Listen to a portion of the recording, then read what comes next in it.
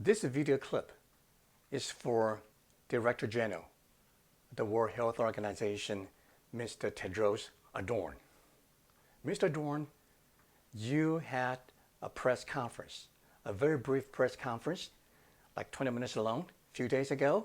You spent most of the time during a press conference attack two countries I love. First is my original country, Taiwan, Republic of China. And second country is my adopted country, whom I pledge my allegiance, United States of America.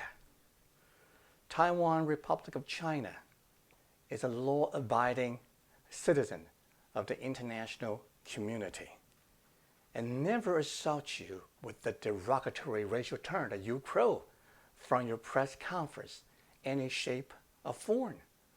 I made extensive research in the last 2 or 3 days from the governmental agency of Taiwan and some renowned famous think tank academic institution in Taiwan. I have found no evidence that Taiwan will attack you with such unspeakable racial term. I have many African American friends, and I also have friends in Africa. Since the first day I knew them, I never even thought for a moment that I would use the term black to apply to my friends. I treat them as a brother and sisters and not even mention the term, start with the N-word that you said during your press conference. So now counter to the term, now who told you and who taught you to use the term? Is just your spontaneous, protective mechanism of yourself, or just somebody told you to say this? If CCP, the Chinese Communist Party, taught you to use this term, then you are in serious trouble. My ancestors from China, my parents from China. My parents moved to Taiwan in 1948. My Mandarin is very fluent. I understand the traditional Chinese culture. Lots of friends of mine in Taiwan, Hong Kong, China, different places of the world tell me that my Mandarin pronunciation is more fluent, more accurate than lots of folks in China. It's what's amazing personal accomplishment from my part. And I understand the sharp difference between the real authentic Chinese culture and the evil cult-like phenomenon of the CCP in China. Chinese Communist is the most racist group I have ever seen in the whole planet. And you take that fake accusation against Taiwan during a press conference is really appalling to me.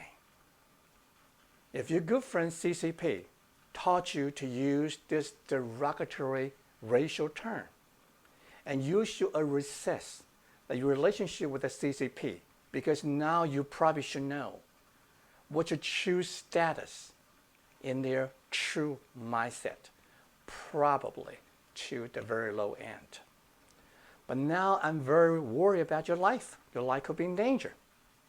Once your residue value as a Director General of the World Health Organization is vanished, and you probably will be indicted by the International Tribunal Court. CCP will not take you as a refugee. You probably will be forced to commit suicide or die from a heart attack in a very unnatural way. Let me give you 2 examples. The first example is the director of the Canadian V4 Virology Center in Toronto. Died just recently in Kenya, Africa, for a heart attack. He was attending university, some sort of a culture exchange events in Kenya.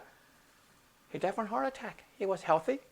He was middle-aged, not that old, productive age in their life, and died from a heart attack. But he was assigned to a duty to investigate a crime committed by a Chinese communist, a couple who work as a scientist in that virology center. and they stole the coronavirus sample and brought them back to Wuhan, China, just 4 months before the outbreak of the horrible China virus pandemic. What a coincidence. And this director was assigned the duty to investigate this crime, and he died. Heart attack. The second example was more horrified. I remember when I was visiting China in 2015-16. It's in the high time of their anti-corruption campaign. You know, all of them corrupt. Those party, ranking official, whatever.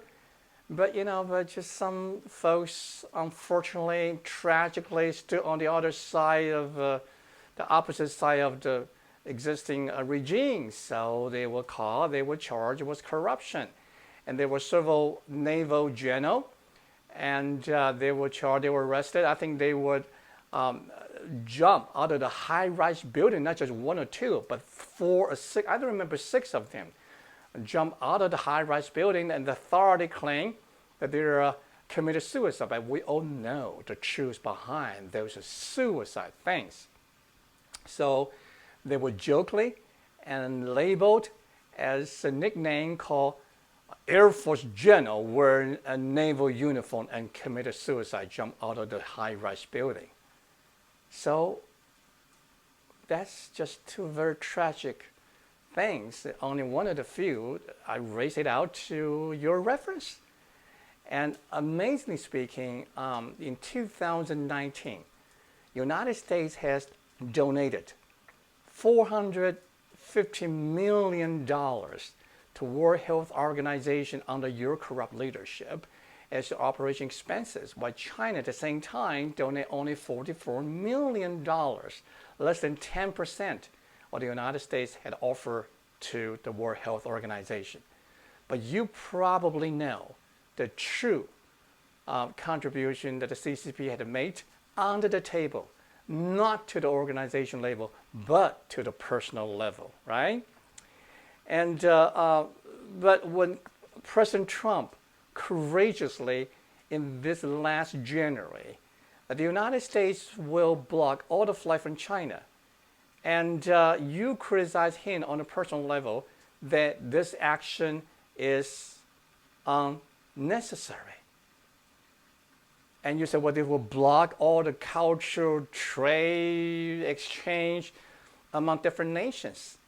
Blah, blah, blah. And you know it's all bullshit. You also refuse to acknowledge that it's a China virus. It's a global pandemic. And you assert that China virus will not have a human-to-human transfer impact at all. Your serious misleading statements fit into the narrative of CCP. So I'm just curious to know, who are you colluded with? And who are you supposed to serve? Over 100,000 lives perished around the world because of you. By the way, your motherland, Ethiopia, just announced national emergency, and Taiwan is lending a generous helping hand to your motherland, Ethiopia. I just pointed out for your reference.